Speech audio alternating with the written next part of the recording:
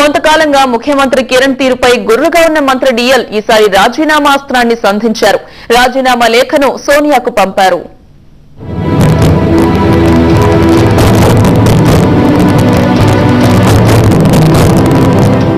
ఉప ఎన్నికల ఫలితాలు వెలువడిన వెంటనే ఈ ఫలితాలకు ముఖ్యమంత్రి కిరణ్, పిసిసి చీఫ్ బొత్స బాధ్యత వహించాలంటూ డిఎల్ వ్యాఖ్యానించారు. అంతేకాదు రాబోయే ఉప ఎన్నికలకు కూడా కిరణ్ బాధ్యత వహించాలని వ్యాఖ్యానించారు.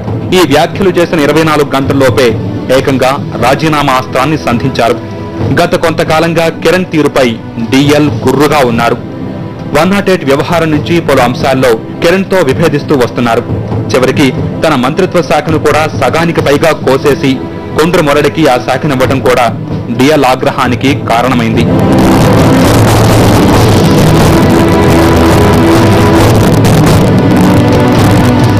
ఉప ఎన్నికల ఫలితాలపై సోనియా గాంధీ స్వయంగా ఆరా తీయటం, రాష్ట్ర కాంగ్రెస్ లో సమన్వయం కోసం ఏదో ఒకటి చెయ్యక తప్పదని బహిరంగంగానే వ్యాఖ్యానించడంతో రాష్ట్రంలో కాంగ్రెస్ రాజకీయం రసకందాయంలో పడింది. సోనియా వ్యాఖ్యలను అందరికంటే ముందుగా డిఎల్ అందిపుచ్చుకున్నారు. ఆమె వ్యాఖ్యలకు తాను మొదటిగా స్పందించాననే సంకేతాలను హైకమాండ్ కు పంపడం కోసమే తన రాజీనామా లేఖను నేరుగా సోనియాకు పంపారు.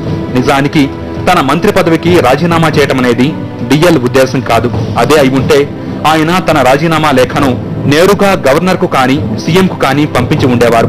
సోనియాకు పంపడం వెనుక పెద్ద వ్యూహమే ఉందని విశ్లేషకులు అంటున్నారు. ఉప ఎన్నికల వైఫల్యం నేపథ్యంలో రాష్ట్రంలో ముఖ్యమంత్రిని మార్చాలనే భావన సోనియాలో ఉన్నట్టయితే ఆ అవకాశాన్ని తాను అందిపుచ్చుకోవడానికి సిద్ధంగా ఉన్నాననే సంకేతాల్ని రాజీనామా ద్వారా డిఎల్ హైకమాండ్ కు పంపారు. అంతేకాదు ఆ లేఖను నేరుగా సోనియాకు పంపారు. ఇలా అదను చూసి రాష్ట్ర కాంగ్రెస్ లో కల్లోలానికి శ్రీకారం చుట్టారు. క్షణాల్లో శంకర్రావు సైతం రంగంలోకి దిగడంతో రాష్ట్ర కాంగ్రెస్ వ్యవహారాలు రసకందాయంలో పడ్డాయి.